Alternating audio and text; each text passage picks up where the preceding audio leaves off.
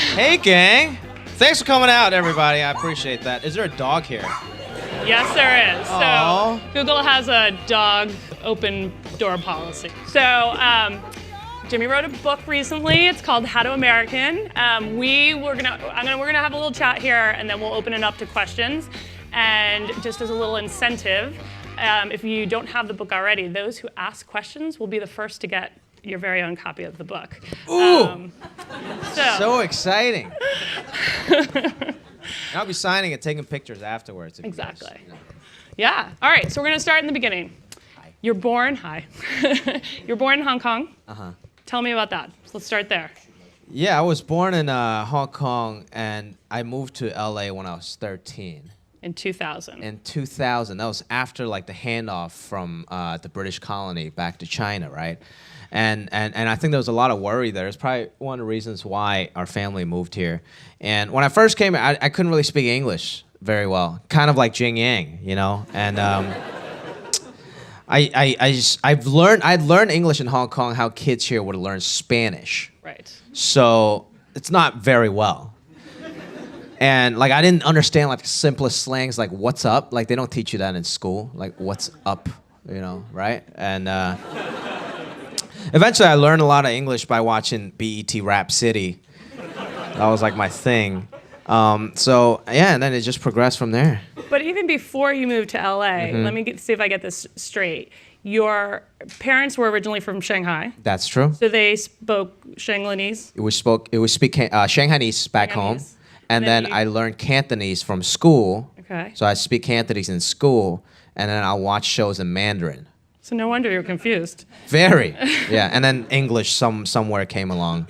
So how did that even feel as a kid, even before you got to the US, not knowing how to speak really good English, just being in Hong Kong, but having parents who came from the mainland? Yeah, I was kind of already the foreign kid, because whenever I speak to my parents, they would be like, oh, that's the Shanghai boy right there. You know, there's like a internal almost hierarchy and a semi-racism within Chinese people. Like Hong Kong people always think they're better than other, you know, mainland China people, you know, and so they always call me like the Shanghai boy.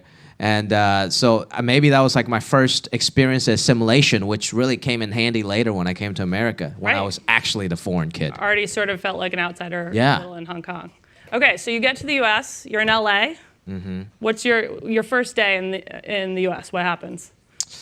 It was just complete culture shock, you know, because Hong Kong is like Manhattan. You got like buildings 25 stories high, it's a concrete jungle, and then you came to L.A. The streets are like 6 lanes wide. Everything was just like a 2-story strip mall. And you walk down the streets, nobody in the street. So it's like, where am I? You know, it's like, is this Mad Max or what's going on?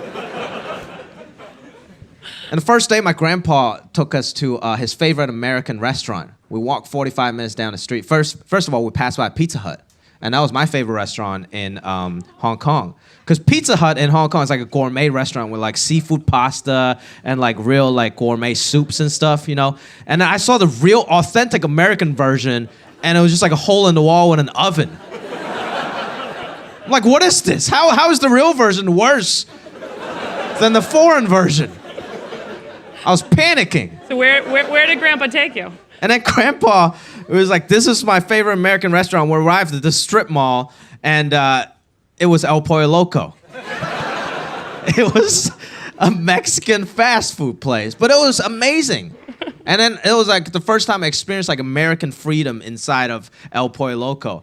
Because if you think about it, they give you so many choices. There's dark meat and white meat, which my grandpa was like, don't ever order the white meat. That's dry and rough. That's for American idiots, okay? You get the dark meat. There's corn tortilla and flour tortilla. You get the flour tortilla because the corn tastes funny. And then, you know, you get a glass of water, and you can go to the soda machine and get whatever you want. Not exactly how it works. And then you can go to the salsa bar and just get whatever you want, you know? Get some onions and cilantro. You can go home and saute that stuff for some dish later. It's freedom, people.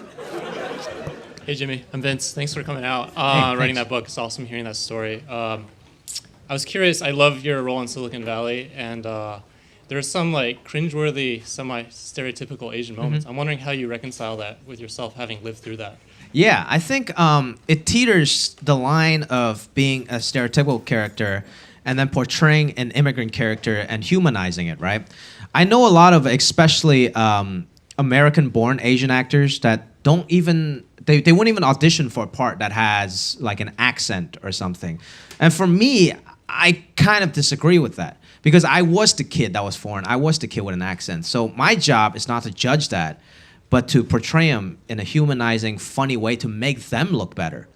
I think that's more important than shunning those people out. Because one of the most painful things when I first came here wasn't the fact that, say black people, Latino, or white people didn't accept me, because I was the foreign kid. I expected that.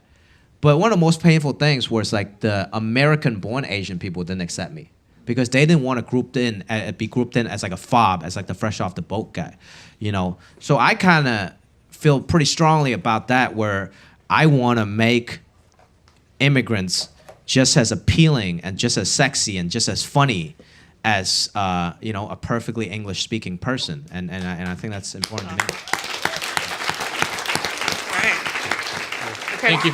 Thanks for repping the Thank you. Pops. Hey, thanks for coming out. Hi.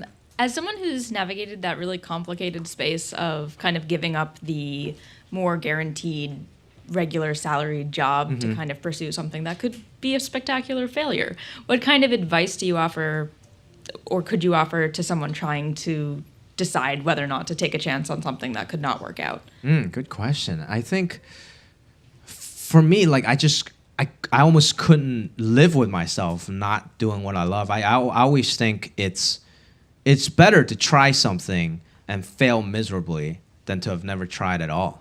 So if you sum it up in that sentence, and I talked to some startup people.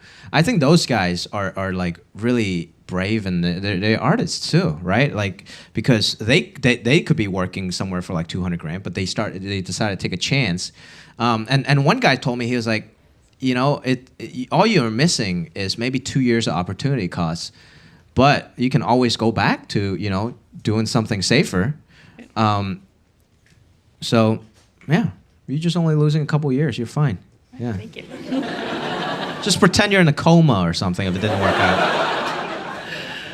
I think we're all very lucky that we get to hear your story in writing, Thanks, guys. TV, and in the movie. Thank you. Jimmy. Thank you.